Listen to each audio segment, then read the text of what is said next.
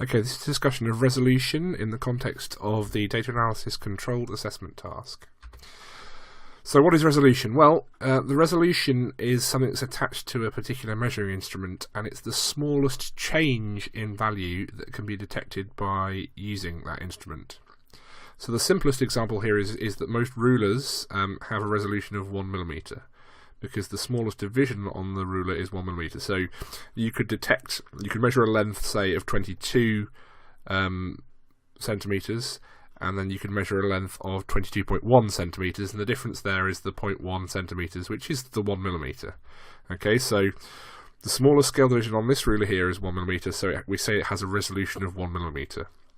And over on the left-hand side here, we've got a thermometer, and the smallest scale division on the thermometer is 0.1 degrees C. So we say it has a resolution of 0.1 degrees C.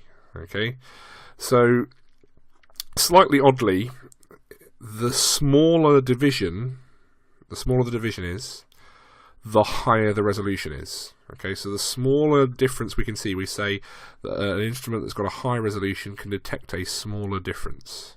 Okay, so that's what resolution is. The next kind of obvious question is why we would care about resolution. Okay, we also need to think about for instruments where we don't have a scale. Right. So, for example, if you had a set of masses, that set of masses has a resolution as well. So, if you had a set of masses with 100 gram and 50 gram masses, if you think about what masses you could make up with that, would be 50, 100, 150, 200, 250, and so on. And so the effective resolution of that set of masses, if we were trying to measure the mass suspended from something, the effective resolution of that set of masses would be 50 grams. Okay, we would, even though it's not got a scale, okay, because we can access every 50 grams. If we wanted a higher resolution than that, we'd need to use a smaller mass, so we'd need perhaps 100s, 50s and 10s, and then we could go in steps of 10 grams, and so the instrument would have a resolution of 10 grams then. So that's just something to think about. If the instrument doesn't have a scale, you can still attach a kind of resolution to it. So why does it matter? Well, there are two main reasons why resolution matters. And the basic idea for both of these is that having a low resolution is like rounding off all of your results. So what I've got on the right hand side here then is some results from an imaginary experiment that's measuring the speed of an object over the course of time. So you've literally just started this object going, and every 10 seconds you're recording its speed. I'm going to imagine that we've got one way of recording its speed which has a resolution of 0.1 meters per second, and another way of recording the speed that only has a resolution of 1 meter per second. So the left-hand column here is our high-resolution measurement, and the right-hand column is our low-resolution measurement. Well, what would that look like? Okay, well, if we think, I've just made up these numbers. They're not sort of meaningful in any way for a real experiment, but it doesn't matter to illustrate the point about resolution. So, on the left-hand side here, you can see we've got the 12.5, 16.3, 17.5, 17.7, 17.8. And in the low-resolution column, it's just like we've rounded those. The instrument can't tell that it's 12.5. It only goes to the nearest meter per second. So we've got then 13, 16, 18, 18, 18. And even looking at the table, you can see that the left-hand column gives us more detail than the right-hand one. It's even kind of stark when we put it on a graph. If we plot the two on a graph, the high-resolution version from the left-hand column, we can see a nice smooth sort of curve going through them. On the low resolution version, it's much jumpier, and the really critical thing here is that we can't really tell for those last 3 points, which all say 18, that the speed's still increasing.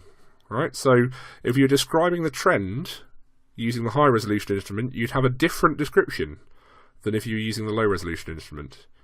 Right, you would say for the high-resolution instrument that the speed increases with time, rapidly at first, right, and then slowing the decrease. The rate of decrease is slowing as we go further along in time. If you were describing it for the low-resolution instrument, you'd say that the speed increases up to 30 seconds and then stays constant.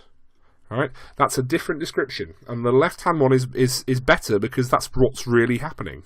The only reason we think it's staying constant speed on the right-hand one here is because the resolution of our instrument is not good enough. So a low resolution gives us a worse description of our trend, right? Of the real trend that's happening. That's the first problem. The second problem is that you're trying to talk about the repeatability of a measurement, so how consistent the repeats are. Then we get the wrong idea about our repeatability if we have a low resolution instrument.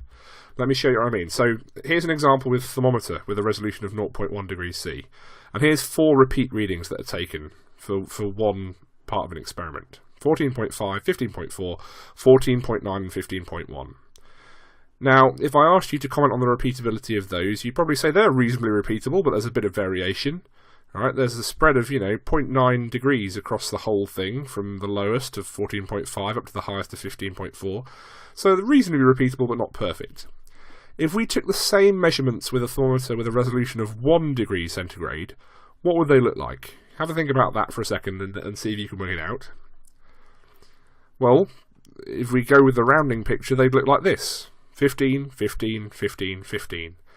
Now imagine you hadn't seen that first set of numbers and you were asked to comment on the repeatability of this second set here. You'd probably say in isolation that that was pretty repeatable.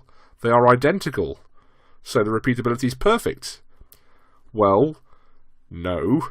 The only reason that it looks like it's perfect is because the resolution of the thermometer can't pick up the changes that are happening from one repeat to the next. Okay, so the low resolution of the second thermometer doesn't allow us to see the true repeatability of the measurement. It makes it look like the repeatability is perfect when it isn't. So if we're going to get a clear idea of repeatability, we need a high enough resolution. Okay, so you look out for that in your experiments. If your values are the same every single time, is it because they really are, or is it because that your instrument lacks the resolution to detect the changes? So that's resolution. Quite a subtle thing to think about, but is important to keep in your head, especially for getting up to the higher end of the marks when talking about justifying equipment and things like that.